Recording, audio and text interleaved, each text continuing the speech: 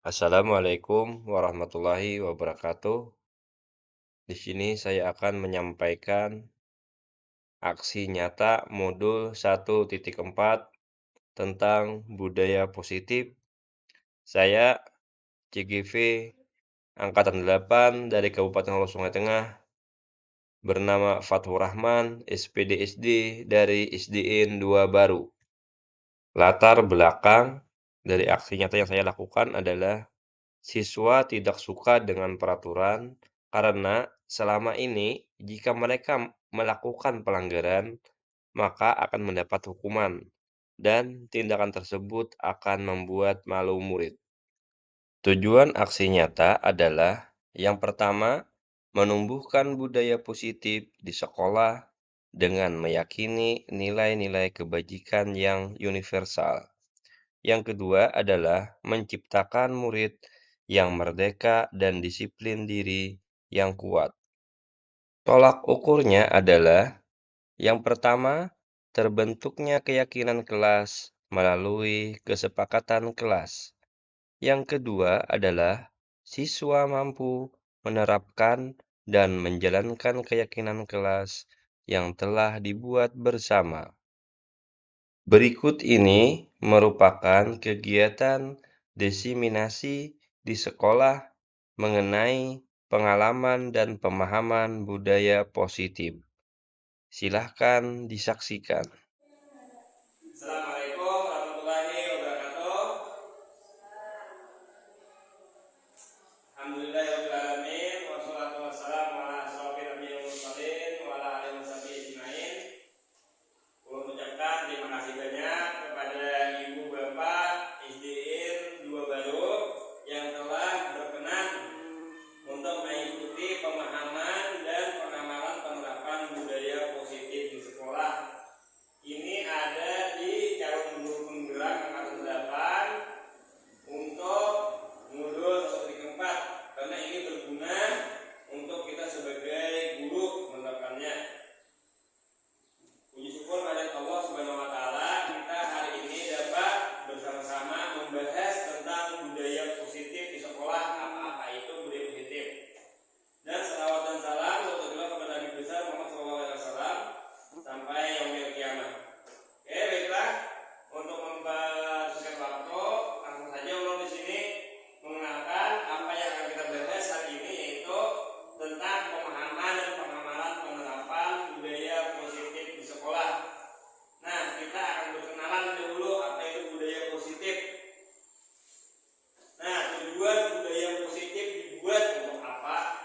Nah, dengan membuat budaya positif di sekolah, maka akan mudah tercapainya tujuan dari pendidikan nasional, menjadi murid yang mempunyai profil pelajar Pancasila dan pembelajaran yang berpihak kepada murid. Karena semua yang kita lakukan untuk murid. Nah, ini ibu bapak, tujuan dari budaya positif itu adalah bagaimana target kita dalam pembelajaran kita berfokus kepada murid. Jadi apa kebutuhan murid itu guru yang menyediakan.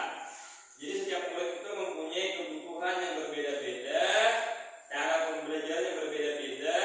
Jadi kita yang menyesuaikan. Kalau dulu murid yang menyesuaikan dengan guru yang hanya memberi tanpa memperhatikan murid. Sekarang kita yang memperhatikan murid. Oh, satu murid ketujuh diskusi, satu murid lebih pintar dengan cara praktik atau kerja kelompok. Nah, di situ kita dapat mengetahui apa tujuan yang terbaik untuk murid. Jadi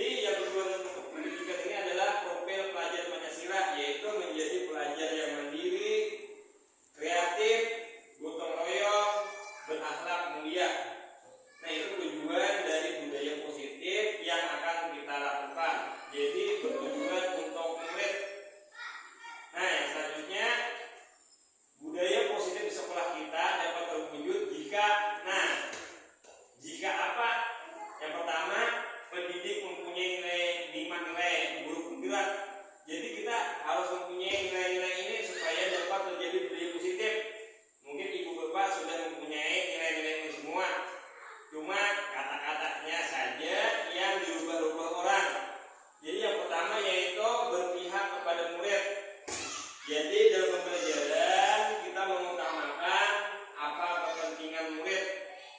Jadi murid yang diutamakan. Yang kedua adalah mandiri.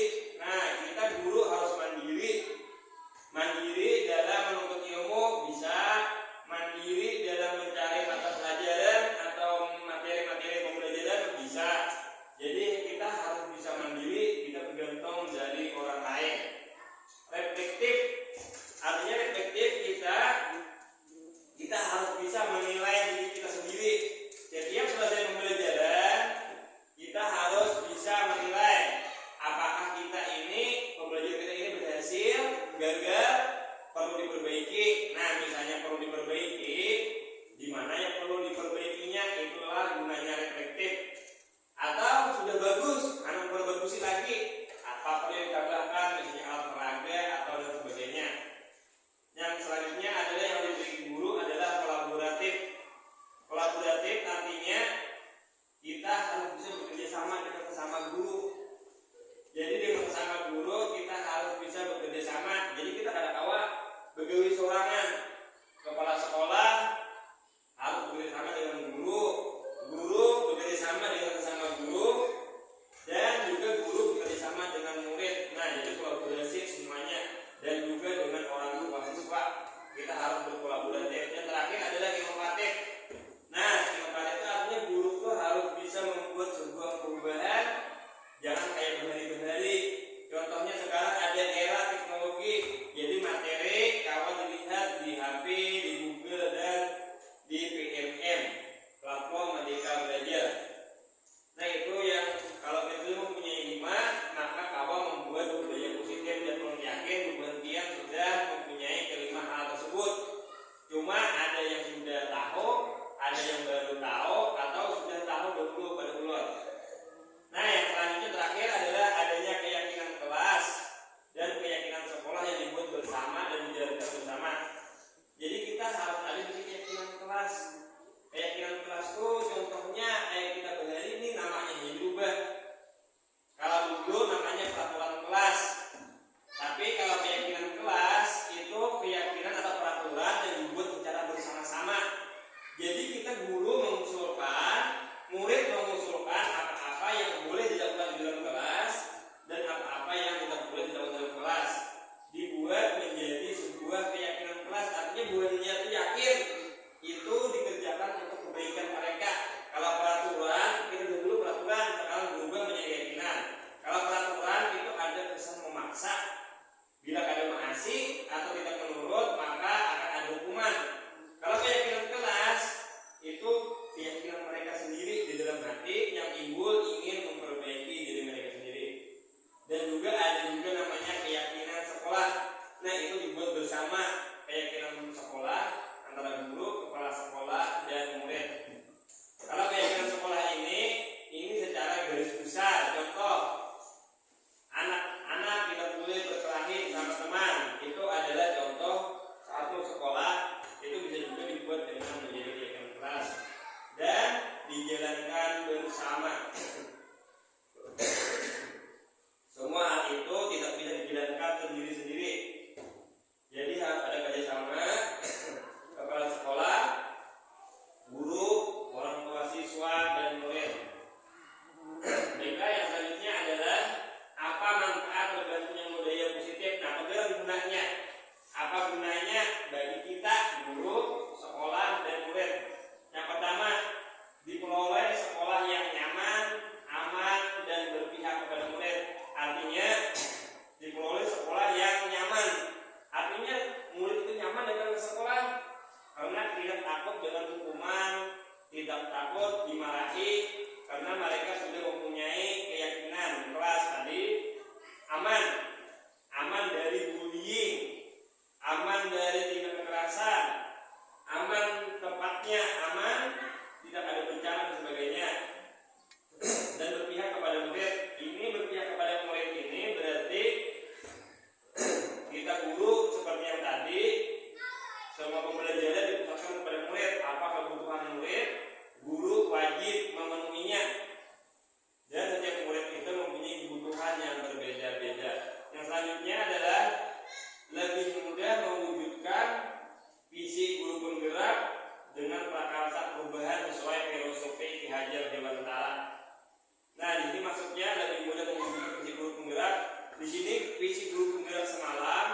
dimasukkan ke dalam isi sekolah yang kita semalam lewat pendampingan individu yang kita berdiskusi dengan pengajar praktek. Nah, di situ adalah isi guru penggerak dimasukkan menjadi isi sekolah.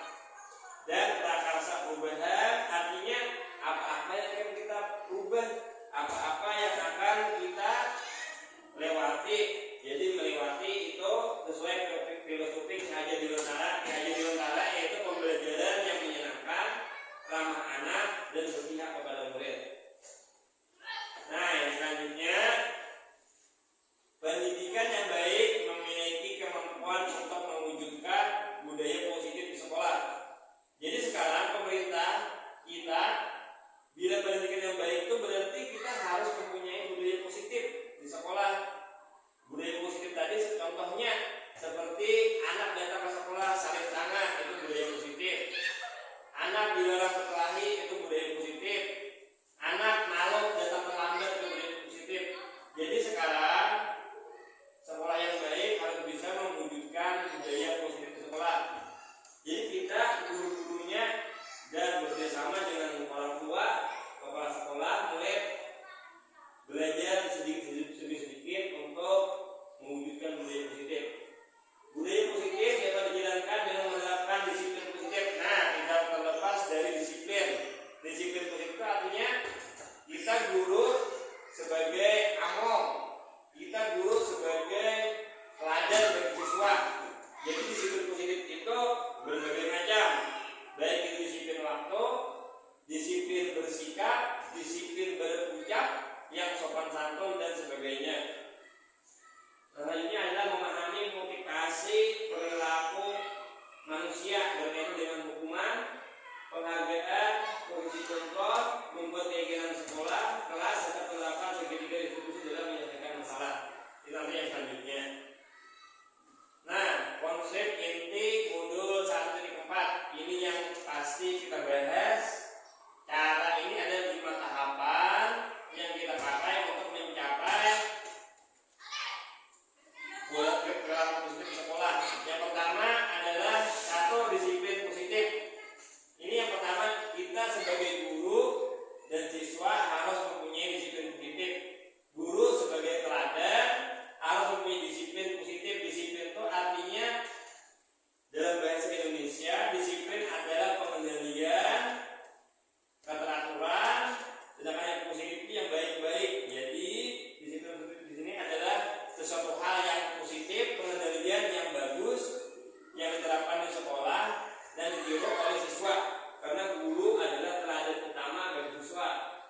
Ada pepatah yang mengatakan, guru kencing berdiri, maka murid kencing berlari. Nah, di situ terlihat bila gurunya bagus, insya Allah muridnya juga bagus. Karena kita adalah motivasi atau teladan bagi murid-murid kita, baik itu bersikap, berkata tutur kata, cara berpakaian, tingkah laku, disiplin waktu dan sebagainya. Yang kedua adalah motivasi perilaku manusia. Itu tingkah laku kita sebagai manusia. Yang ketiga posisi kontrol.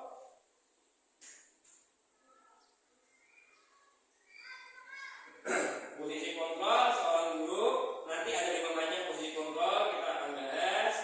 Yang keempat keyakinan kelas. Nah, itu kayak apa tahapan untuk keyakinan kelas atau sekolah. Yang kelima segitiga restitusi. Ini bagaimana kalau ada siswa yang bermasalah, cara terbaik untuk mengatasinya. Maka yang pertama dulu disiplin positif. Disiplin positif ini adalah yang pertama cara penerapan disiplin, mengajarkan anak bertanggung jawab dan menumbuhkan kesadaran nilai kebajikan. Nah, di sini adalah yang pertama yang diminta oleh Kementerian Pendidikan adalah mengajarkan anak bertanggung jawab. Jadi disiplin yang utama, mereka harus bisa bertanggung jawab bagi diri mereka sendiri terhadap tingkah laku mereka yang mereka lakukan. Jadi artinya mereka sadar setiap hal negatif yang mereka buat akan mendapatkan resiko atau sanksi. Jadi di situ kita mengajarkan anak supaya bertanggung jawab terhadap tingkah laku yang mereka lakukan, baik itu yang bagus atau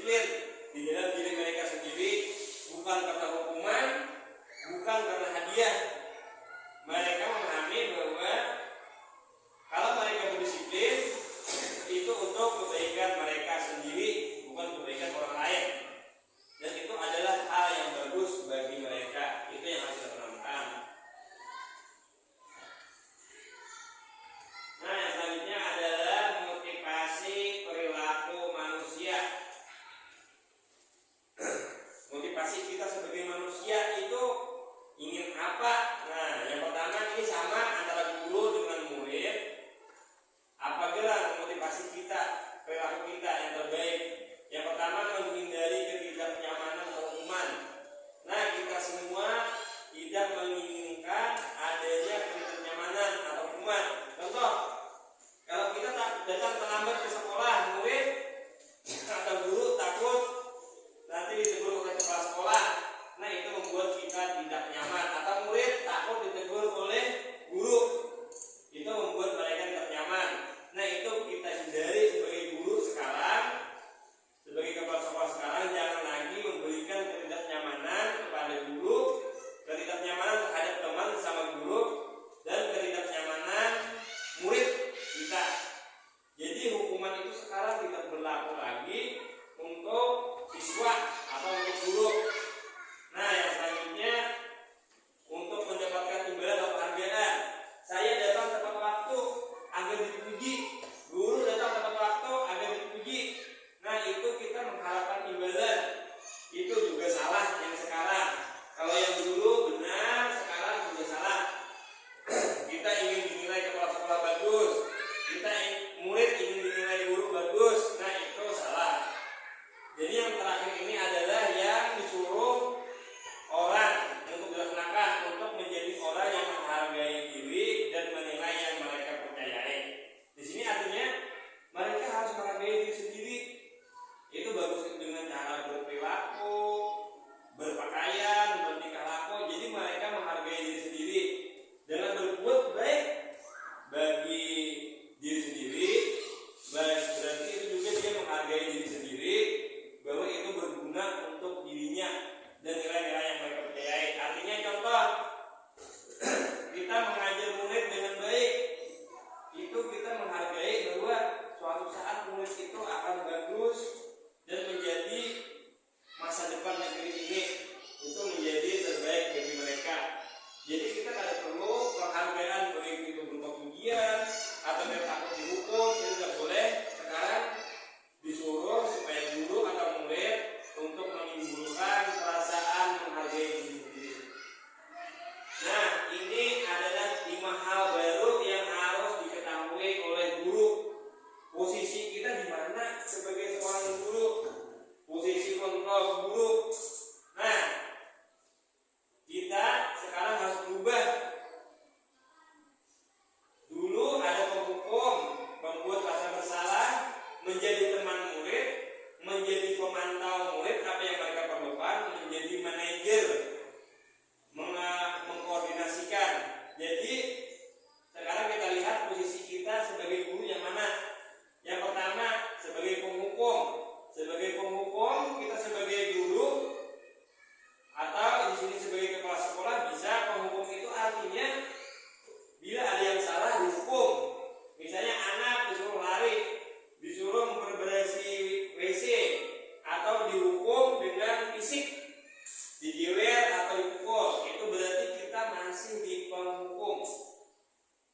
Itu ada tingkatan yang paling bawah, dan itu sudah sangat dilarang sekarang karena itu membuat siswa merasa tidak nyaman.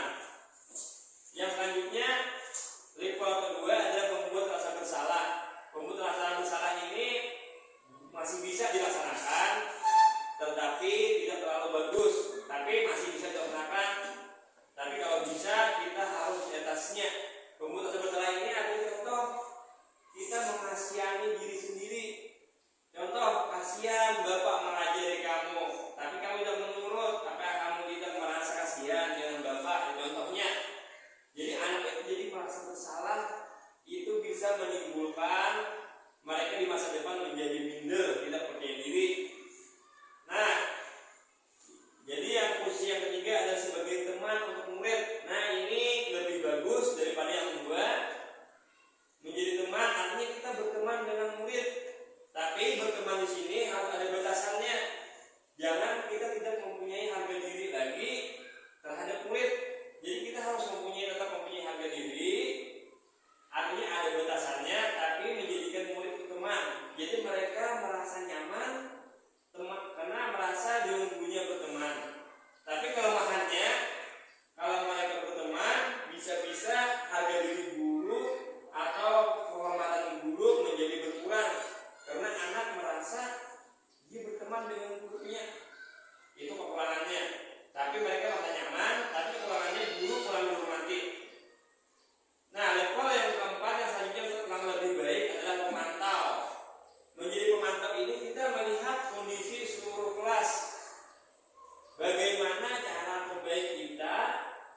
tindakan kita itu kita selalu perhatikan. Jadi kita selalu memantau murid bagaimana terbaik langkah-langkah kita. Ini lebih bagus lagi. Jadi kita bisa menjadi teman, bisa menjadi manajer, bisa menjadi karena sesuai dengan kondisi. Yang tadinya adalah manajer, ini adalah tingkatan tertinggi yang ingin pemerintah suruh kita capai. Nah, pemerintah kita menyuruh menjadi semua guru, kepala sekolah menjadi manajer. Artinya menjadi manajer itu dapat memobilisasi, dapat mengetahui masalah yang ada, jadi dapat memecahkan masalah, dapat berkolaborasi dengan guru lain, kepala sekolah. Jadi manajer ini adalah bekerja sama dengan semuanya, mencari masalah, mencari penyelesaian masalah, dan menyelesaikan masalah yang ada dengan cara yang terbaik, tidak menimbulkan sakit hati kepada orang yang dikontrol. Nah, yang selanjutnya yang harus kita buat adalah keyakinan kelas atau sekolah. Nah, guru berperan dalam mewujudkan keyakinan kelas di sekolah dengan kesepakatan bersama. Artinya kita nanti dengan anak-anak, cara yang pertama adalah bertanya kepada anak-anak, apa saja yang boleh dilakukan di dalam kelas, apa saja yang tidak boleh dilakukan di dalam kelas. Nah, kita tanya kepada anak.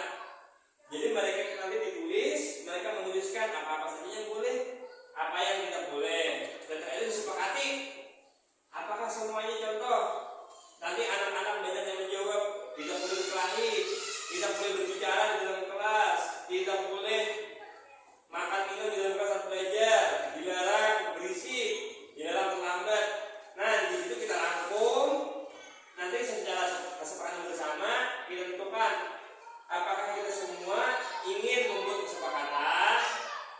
Nah, setelah sepakat, makanya buatlah sebuah keyakinan bahwa kita bersama-sama menjadikan hal-hal yang diusulkan tadi menjadi sebuah keyakinan kelas.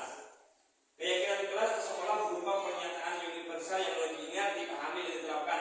Artinya kita membuat yang mudah-mudah, jangan yang sulit, kata-katanya yang boleh dipahami. Buanglah sampah pada tempatnya, misalnya. Nah, itu lebih mudah dipahami daripada sampah yang setelah dimakan misalnya diletakkan di tempat sampah, nanti setelah sampahnya itu penuh, nanti dibuang. Nah, itu lebih sulit ingat untuk siswa. Atau perhatikanlah pelajaran dengan bagus.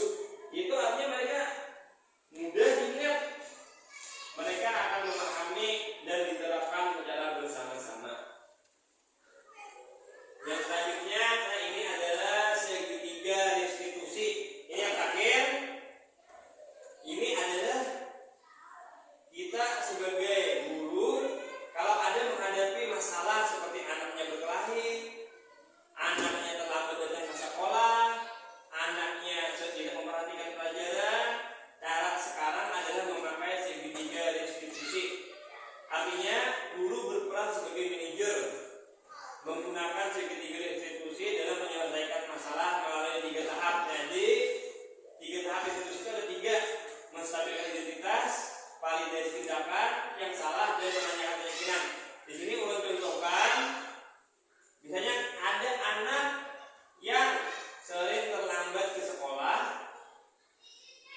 sudah 2-3 kali, lalu kita panggil. Jadi kita berbicara dengan anak berdua saja, jangan di tengah-tengah anak yang lain. Jadi jadikan tempat itu nyaman. Yang pertama. Setelah itu baru yang pertama kita menstabilkan identitas. Contohnya anak yang terlambat. Jadi contohnya kata-kata yang kita keluarkan tidak apa-apa, nak, bapak juga sering terlambat dulu waktu SD. Atau tidak apa-apa, setiap manusia itu adalah tempatnya hilaf dan salah. Nanti kita akan perbaiki bersama-sama. Apakah kamu mau memperbaikinya? Nah, itu artinya dia menstabilkan identitas. Dia tidak merasa bersalah. Dia merasa dia seperti orang-orang yang lain. Oh, orang lain juga pernah salah. Nah, jadi kestabilan identitasnya dulu supaya mereka percaya diri. Jadi semua orang pernah berbuat salah. Itu contoh kata-katanya. Jadi kamu jangan takut. Nanti kita perbaiki bersama-sama. Setelah itu mereka paham, baru validasi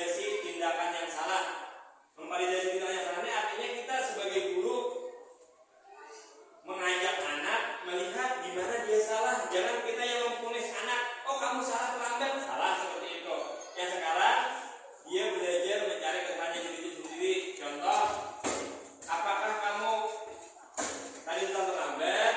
Iya Pak, datang terlambat. Kenapa datang terlambat?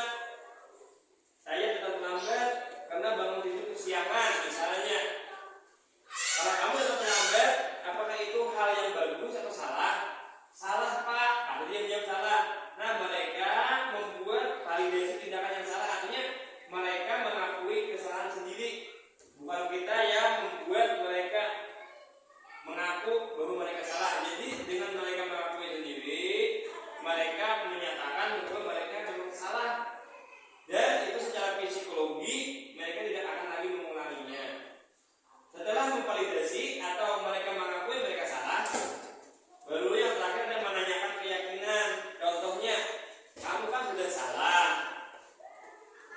dan datang lambat. Apa yang akan kamu lakukan?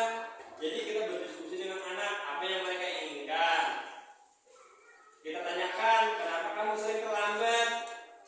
Kita harus mempunyai kalimat-kalimat pertanyaan pemantik, artinya memancing siswa untuk menjawab pertanyaan. Kenapa kamu sering terlambat? Mungkin dia akan menjawab, saya sering terlambat tidur Bu, larut malam, jadi bangunnya kesiangan. Kita tanyakan lagi, kenapa kamu tidurnya terlalu malam? Mungkin dia akan menjawab, saya main HP Bu, kemalaman, atau Bapak. Nah, sekarang baru kita menyiapkan keyakinan. Kalau kamu kan tadi dikatakan kamu tidur terlambat dan terlalu banyak main HP, supaya jangan terlambat lagi, bagaimana kamu mengatasinya? Jadi dia secara otomatis akan menjawab, saya akan tidur cepat dan tidak akan lagi main HP. Nah, dengan begitu anak sudah berjanji, apakah kamu akan mau datang tidak terlambat lagi? Dan insya Allah mereka akan menjawab, iya Bu. Dengan cara seperti ini mereka lebih mengena di hati mereka, dan mereka akan mengikuti peraturan dibandingkan kalau datang terlambat dia akan hukum misalnya. Nah, mereka itu akan menjadi anak pemberontak. Kalau sering hukum, anak itu akan menjadi lebih keras. Nah, itu adalah segitiga institusi kalau ada anak yang berbuat salah. Nah, terima kasih. Demikian modul 1.4 yang ulun sampaikan. Di sini kita ulun berbagi bukan yang terbaik, tapi ulun di sini belajar untuk berbagi supaya kita menjadi guru-guru yang terbaik bagi anak-anak murid kita, dan menjadi guru yang dapat berkolaborasi sesama guru, kepala sekolah berkolaborasi dengan teman-temannya, dengan guru. Jadi guru itu adalah teman sejawat kepala sekolah, bukan atasan, bukan bawahan. Karena kepala sekolah guru itu adalah sama. Demikian, perlu mengucapkan terima kasih atas semua perhatian. Salah kira semua kekurangan dan menyita waktu ibu bapak. Mudah-mudahan ini berguna bagi kita semua. Baiklah, akhir dan ucapan wabillahi taufiq wal hidayah. Assalamualaikum warahmatullahi wabarakatuh.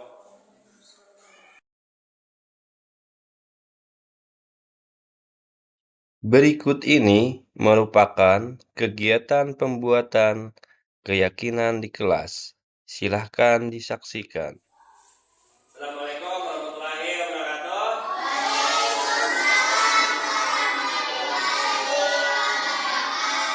Apakah masih semangat untuk belajar? Bagus. Sekarang semuanya ucapkan semangat. Oke, bagus. Sekarang hari ini kita akan membuat keyakinan kelas.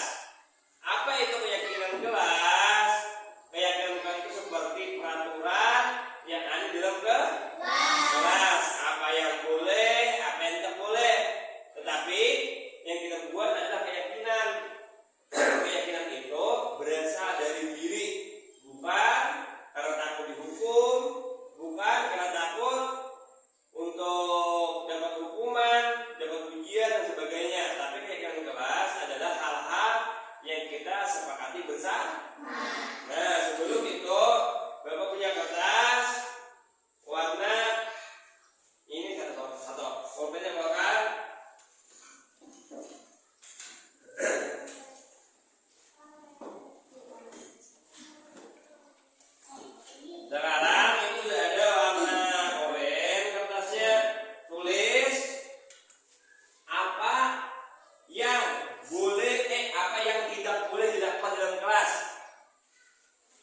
Jadi apa-apa aja kan boleh dilakukan dalam kelas. Hal-hal yang ada baik, ya, hal-hal silahkan tulis 2 atau 3 buah yang kita ada boleh dilakukan dalam kelas. Apa hal yang ada boleh dilakukan dalam kelas saat belajar? Banyak banget. Misalnya contoh seperti tidak boleh terlambat, contoh itu harus boleh kok, dan lain-lain sebagainya. Silakan tulis. Bapak beri waktu 2 menit seadanya.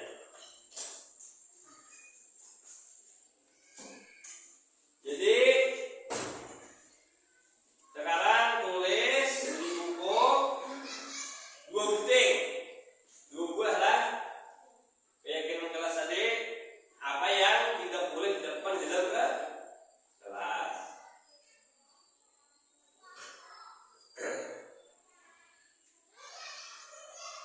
Setelah selesai tempel ke sini ke muka. Apa yang tidak boleh kita lakukan di kelas? Banyak lah. Nah, apa yang ada boleh? Boleh 2 atau 3 boleh. Seadanya ada apa-apa. Yang penting nempel di sini. Setelah itu tempel. Sudah tempel.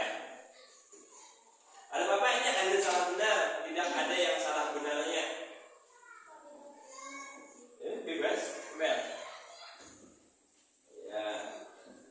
Terus, lanjut. Bertatai. Oke, bertatai. Pak, bukan ini. Baru apa? Bukan ini, Pak. Ya, Bapak. Iya, ya. Ada bisa langsung aja, ada apa-apa, ada boleh. Ayo cepat. 1 menit lagi habis waktunya. Tidak ada salah benar, tidak ada salah benar. Oke, cepat. Bebas. Dari go. Ya.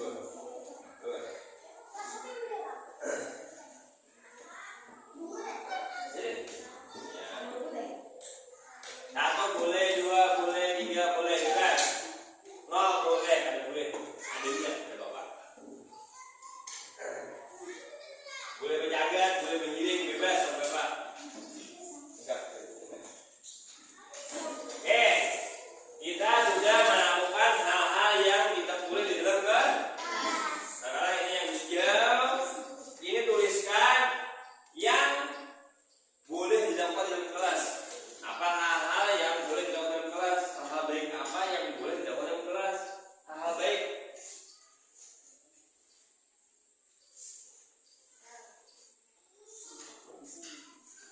Tulis.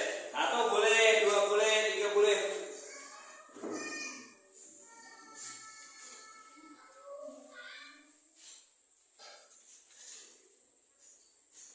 Nah, silakan tulis. Beri waktu 1 menit. 1, 2 boleh.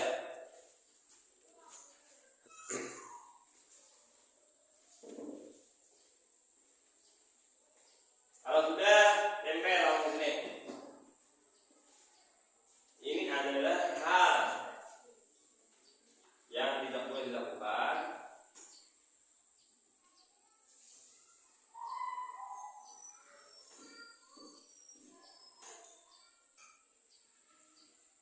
Ini hal yang boleh dilakukan. Hal-hal baik yang boleh dilakukan.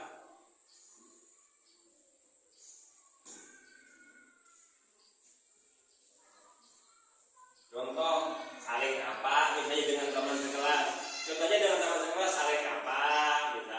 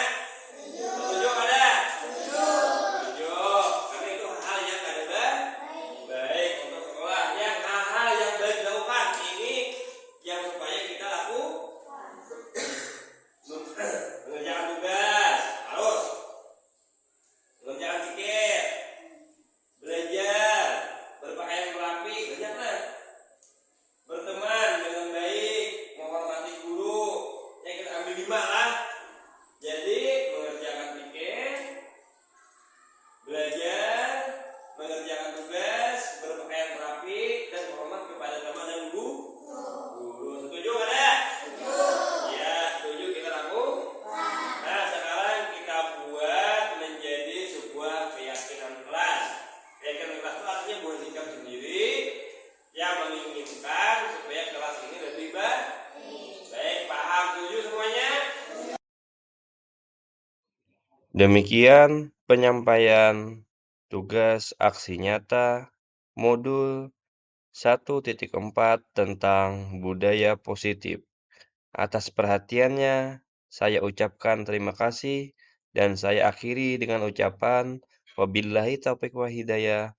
Wassalamualaikum warahmatullahi wabarakatuh.